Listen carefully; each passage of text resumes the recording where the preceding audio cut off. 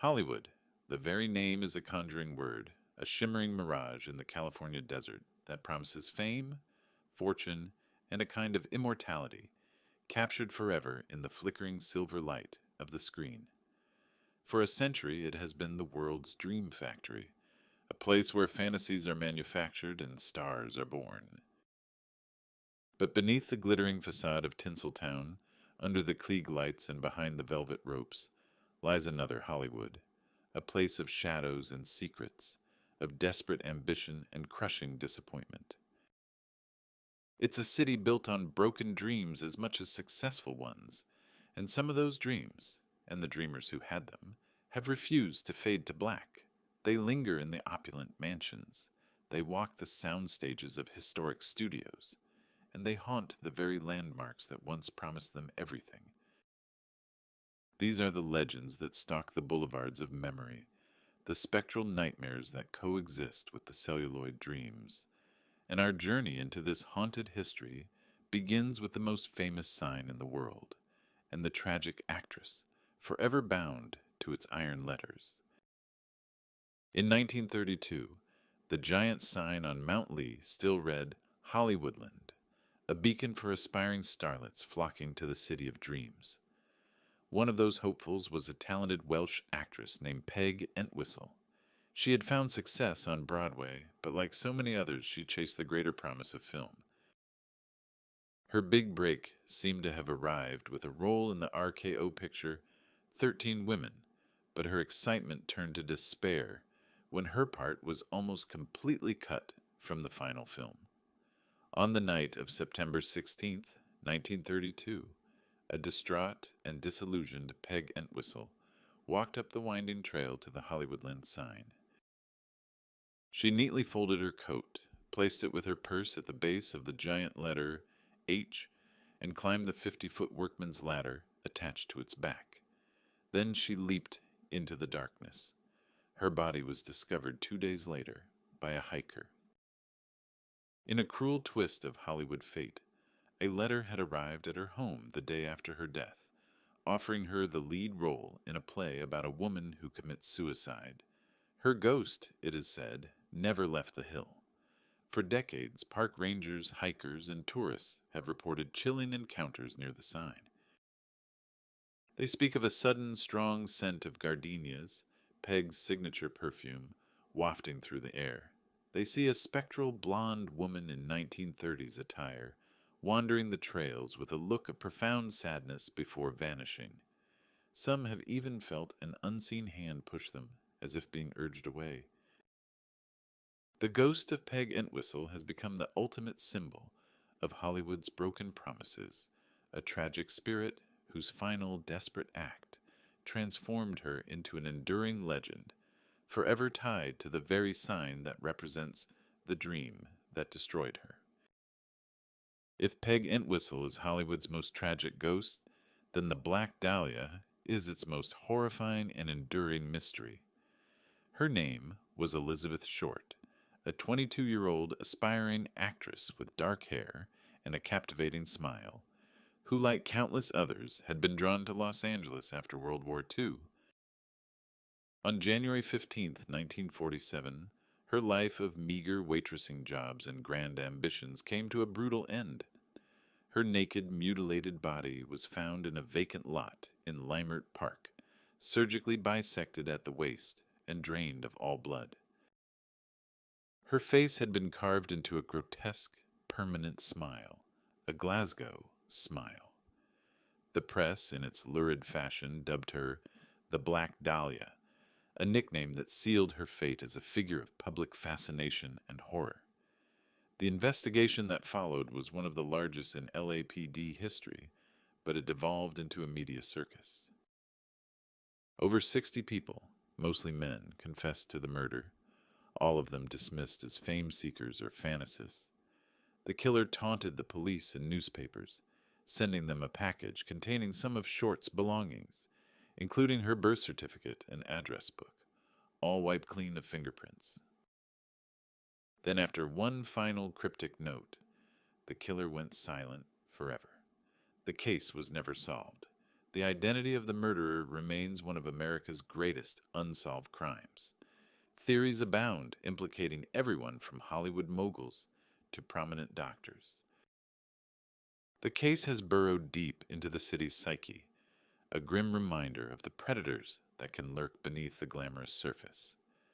The Biltmore Hotel, where Short was last seen alive, is said to be haunted by her presence, with guests reporting sightings of a dark-haired woman in a black dress who vanishes down the hallways.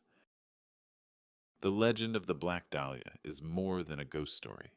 It's a cautionary tale about the dark side of the Hollywood dream, a horrifying puzzle that nearly 80 years later still has no answer, leaving the ghost of Elizabeth Short to wander the city's collective memory, forever young and forever a victim.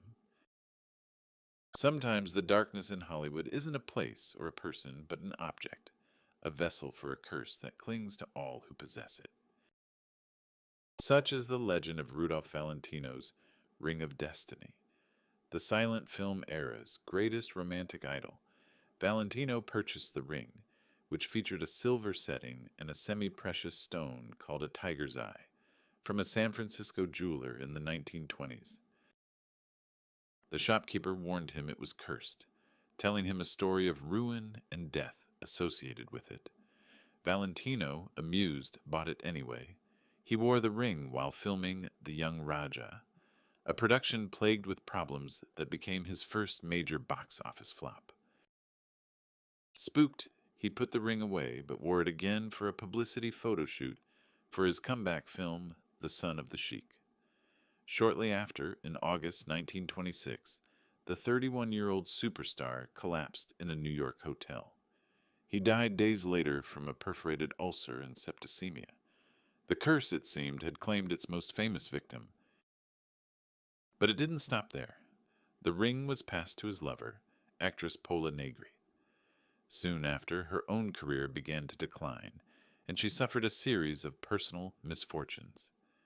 She gave the ring to a close friend, the singer Russ Columbo, who bore a striking resemblance to Valentino.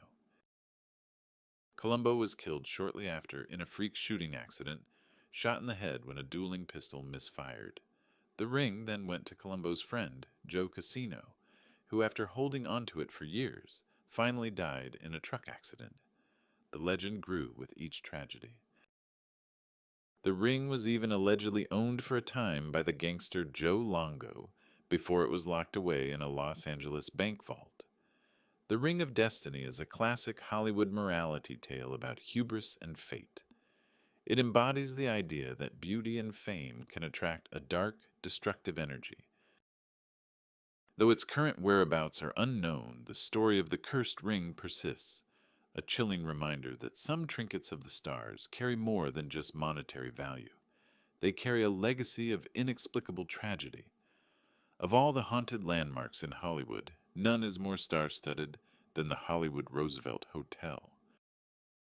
Opened in 1927 and host to the very first Academy Award ceremony, this grand hotel on Hollywood Boulevard has been the playground of legends.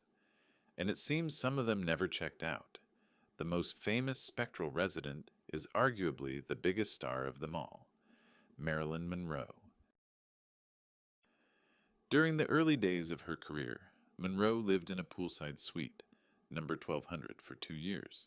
It was here that she posed for one of her first major magazine shoots. Today, guests and staff have repeatedly reported seeing the reflection of a beautiful, sad-looking blonde woman in a full-length mirror that once hung in her suite and has since been moved to the hotel's lower level. The image appears for a moment, as if checking her appearance before fading away. Housekeepers have also felt a cold spot in her old suite and have heard her disembodied voice. She is not alone. The ghost of actor Montgomery Clift, who lived in room 928 for 3 months while filming From Here to Eternity, is also a permanent guest. Occupants of his old room report hearing a trumpet being played. Clift practiced the instrument for his role, and feeling a ghostly hand pat them on the shoulder. The hotel's Blossom Ballroom, where the first Oscars were held, is another hotspot. A ghostly man in a tuxedo has been seen pacing nervously, and cold spots are frequently felt by staff setting up for events. The Roosevelt Hotel embraces its haunted reputation. It is a living museum of Hollywood's golden age, and its ghostly residents are as much a part of its identity as its famous architecture. They are not malevolent spirits, but rather echoes of a glamorous past, forever tied to the place where their careers first began to shine. Their ethereal presence a testament to the fact that in Hollywood, some stars never truly fade away. While some ghosts linger in grand hotels, others are tied to the mysteries of their own untimely demise. Such is the case of Thelma Todd, a beautiful and vivacious comedic actress known as the Ice Cream Blonde. A star of the late silent and early sound era, often appearing alongside the Marx Brothers and Laurel and Hardy, Todd's life came to a shocking end on the morning of December 16th, 1935. She was found dead in her Packard convertible inside the garage of her former lover's home, high on a cliff above her own popular seaside cafe, Thelma Todd's Sidewalk Cafe. The cause of death was ruled as carbon monoxide poisoning, and the grand jury deemed it an accidental suicide, concluding she had likely locked herself out of her apartment above the cafe and started the car in the garage to stay warm, falling asleep with the engine running. But the circumstances were deeply suspicious. Todd had a nasty bruise on her face, and there were rumors she had been in a heated argument with her ex-husband, Pat DiCicco, at a party the night before. More sinister were her connections to the notorious mobster Lucky Luciano, who was allegedly trying to force her to allow illegal gambling in her cafe, a demand she had steadfastly refused. Did she take her own life?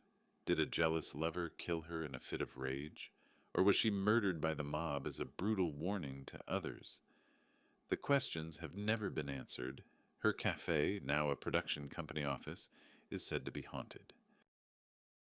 Employees have reported unexplained cold spots, the scent of her perfume, and the sound of phantom footsteps on the stairs leading to her old apartment. The ghost of Thelma Todd is not just a spectral presence, it's the embodiment of a classic Hollywood noir mystery. Her death remains a chilling tale of the dark underbelly of the studio era, a world where beauty and fame offered little protection from secrets, jealousy, and organized crime, leaving her story forever unresolved. There is perhaps no curse in Hollywood lore more famous or more tragic than the so-called Superman curse, a string of misfortunes that have befallen actors associated with the iconic role.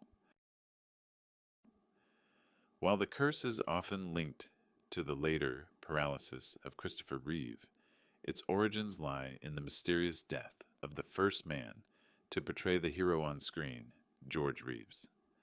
Reeves became a household name in the 1950s, starring in the popular television series Adventures of Superman. But he was a frustrated actor, typecast, and unable to find serious roles. On the night of June 16th, 1959, just days before he was scheduled to be married, Reeves was found dead in the bedroom of his Benedict Canyon home, killed by a single gunshot to the head. He was 45 years old. The police swiftly ruled it a suicide, citing his career troubles and depression. But from the very beginning, his friends and family cried foul. Reeves' fiancée, Leonore Lemon, and their house guests were downstairs at the time, and their stories were inconsistent. No fingerprints were found on the gun, which was discovered between Reeves's feet. Furthermore, bruises were found on his body, and 2 additional bullet holes were discovered in the bedroom floor, suggesting a struggle may have occurred. The most compelling theory points to murder, possibly arranged by Toni Mannix, the wife of MGM's powerful and ruthless general manager, Eddie Mannix. Reeves had been having a long and tempestuous affair with Toni, which he had recently ended, Was his death a crime of passion, a revenge killing carried out by the powerful studio fixer? The case was never officially reopened. Today, Reeves's former home is considered one of the most haunted in Los Angeles. Subsequent owners have reported smelling gunpowder, hearing screams and moans from the master bedroom, and even seeing the full-bodied apparition of Reeves in his Superman costume, forever trapped in the house where his American dream became a Hollywood nightmare. The curse lives on, a dark shadow cast over the Man of Steel's legacy. Some spirits seek not the limelight of a hotel or the scene of their death, but the quiet solitude of their final resting place. This is the story of Clifton Webb, the famously fastidious and eccentric character actor, known for his Oscar-nominated roles in films like Laura and The Razor's Edge. Webb lived for decades with his mother, Maybelle, to whom he was intensely devoted. When she died in 1960 at the age of 91, he was inconsolable. He interred her in a lavish crypt in the Abbey of the Psalms Mausoleum at the Hollywood Forever Cemetery. For the next 6 years, he reportedly visited her crypt daily, often speaking to her for hours. When Webb himself died in 1966, he was laid to rest in the drawer, directly beneath his beloved mother. But according to legend, his spirit was too restless to lie still. Soon after his death, cemetery staff and visitors began reporting strange phenomena in the Abbey of the Psalms. They would hear disembodied whispers and weeping coming from the direction of his crypt, especially late at night. The scent of Clifton Webb's favorite cologne would suddenly hang heavy in the air, only to vanish moments later. The most frequent report is of a powerful and inexplicable cold spot that envelops visitors who linger too long near his final resting place. Some paranormal investigators have claimed to capture electronic voice phenomena, or EVPs, in the area, recording faint whispers they believe to be Webb still mourning his mother. Unlike many Hollywood ghosts, Webb's is not born of tragedy or violence, but of profound love and grief. His spirit seems to be an echo of his earthly devotion, a man so attached to his mother that not even death could truly separate them. His presence serves as a strange and poignant reminder that beneath the artifice and ambition of Hollywood, the most fundamental human emotions, love, loss, and loneliness, endure, sometimes even beyond the grave. Few homes in Hollywood history are as steeped in tragedy as the Easton Drive mansion, once rented by the blonde bombshell herself, Jean Harlow. In 1932, Harlow, one of MGM's biggest stars, married the powerful studio executive Paul Byrne. They moved into the beautiful white mansion which was meant to be their fairy tale home. But the dream quickly soured. Just 2 months after their wedding, Byrne was found dead in their dressing room, naked and with a gunshot wound to the head. A cryptic and bizarre suicide note was found nearby. The studio, desperate to avoid scandal, quickly orchestrated a cover-up, and the death was ruled a suicide. However, rumors persisted for years that Byrne had actually been murdered by his secret common-law wife, Dorothy Millette, who then took her own life by jumping off a ferry a few days later. The tragedy tainted the house, but Harlow continued to live there. She began a romance with boxer Max Baer, but the home's dark shadows seemed to linger.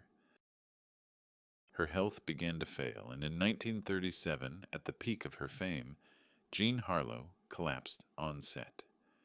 She was taken back to the Easton Drive house, where she died a few days later from kidney failure at the age of just 26. The house, scene of a mysterious death and the final days of a superstar, became legendary for its bad luck. Later, in the 1960s, the house was purchased by celebrity hairstylist Jay Sebring, who lived there with his girlfriend, actress Sharon Tate. They both reported unsettling experiences, feeling a cold presence and seeing a ghostly figure they believed to be Paul Byrne. After they broke up, both met violent ends in 1969 at the hands of the Manson family. Though the original house was torn down in the late 1990s, the legend of its curse persists, a grim tale of a dream home that became a nexus of tragedy, forever linking the ghosts of Hollywood's past with one of its most infamous crimes. From haunted homes to haunted theaters, the ghosts of Hollywood are everywhere. And on Hollywood Boulevard, the magnificent Pontage's Theater stands as a monument to both cinematic history and spectral residence. Designed by B. Marcus Priteca, the theater opened in 1930 and is a breathtaking example of Art Deco architecture. For a decade, it was the host of the Academy Awards, a place where countless Hollywood dreams were realized. Its most famous owner was the eccentric and reclusive billionaire Howard Hughes, who bought a controlling interest in RKO Pictures and established his personal offices on the second floor of the theater in 1949. It is from this period that the Pontage's most famous ghost story originates. Hughes was known to be a phantom even when he was alive, a rarely seen figure who conducted his business from the shadows. After his death in 1976, his spirit reportedly returned to his favorite haunt. Staff, performers, and patrons have for decades reported seeing the ghost of a tall, thin man wandering the second floor offices, the same area where Hughes spent so much of his time. They hear disembodied footsteps and the sound of an office door opening and closing when no one is there, but Hughes is not the only ghost. A female singer, believed to be a young hopeful who died in the 1930s before her big break, is said to haunt the mezzanine. Her phantom singing has been heard during quiet moments, a sorrowful, echoing melody. There is also the ghost of a man who died of a heart attack in the audience during a performance in the 1950s. His presence is sometimes felt as a cold spot in one of the theater's seats. The Pantages Theater continues to thrive as a premier venue for blockbuster stage productions, but its staff knows they share the space with echoes from its storied past. These lingering spirits serve as a permanent, unseen audience, forever tied to the glamour and drama of the historic stage. Long before the Black Dahlia, another unsolved murder sent shockwaves through the nascent movie industry, revealing the dark secrets that festered even in Hollywood's silent era. The victim was William Desmond Taylor, a handsome and successful film director and the president of the Motion Picture Directors Association. On the morning of February 2nd, 1922, he was found dead on the floor of his bungalow at the Alvarado Court Apartments, shot in the back. The investigation immediately became a media sensation, peeling back the curtain on the supposedly glamorous lives of the stars. The list of suspects was a who's who of early Hollywood. There was Mabel Normand, the beloved comedy starlet who was the last person known to have seen Taylor alive. She had a known cocaine addiction that Taylor was trying to help her overcome.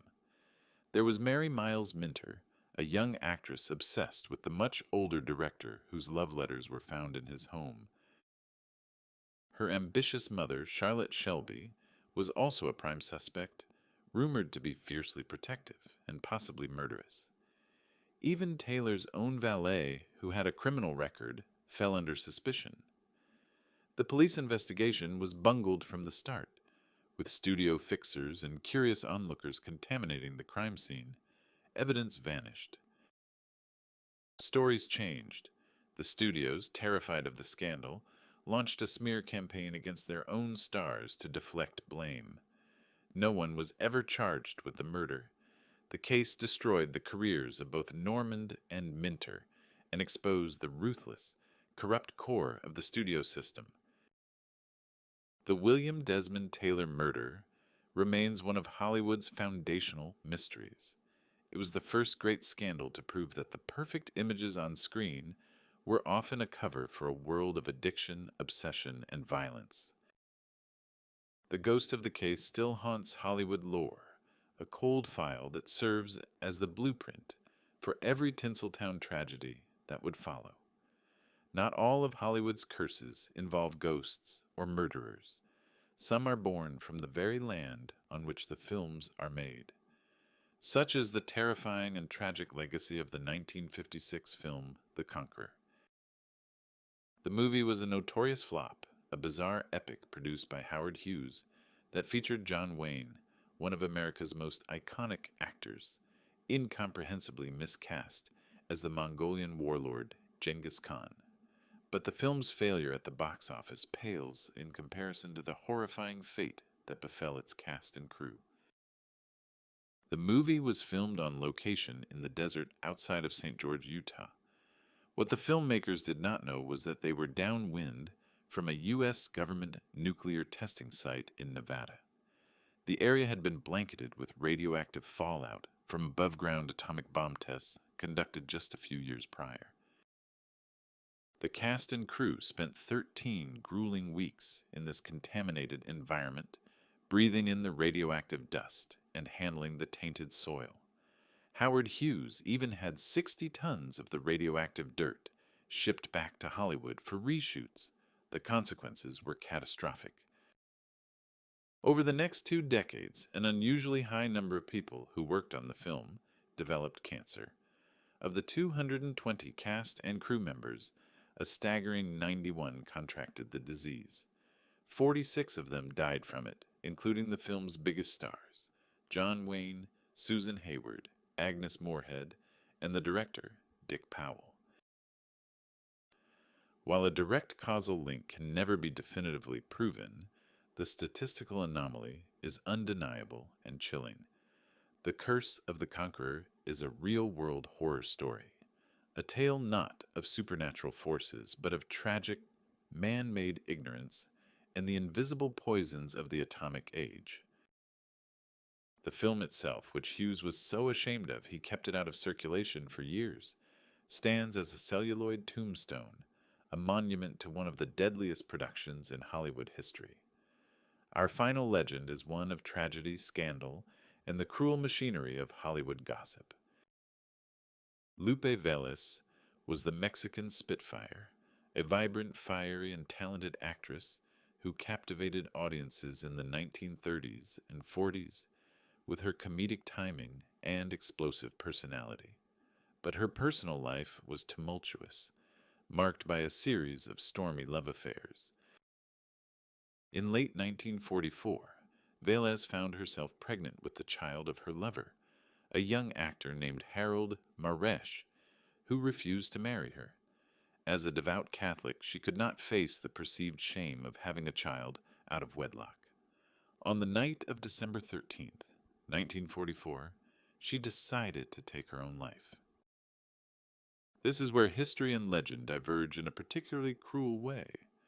According to her friends, Vélez meticulously planned her final moments. She had her hair and makeup done, put on a beautiful silver lame gown, and arranged her bedroom as a pristine shrine, surrounded by flowers and candles, where she would be found peacefully on her bed after taking an overdose of Seconal. But a far more gruesome and humiliating version of the story quickly took hold, a piece of dark folklore popularized in Kenneth Anger's infamous book, Hollywood Babylon.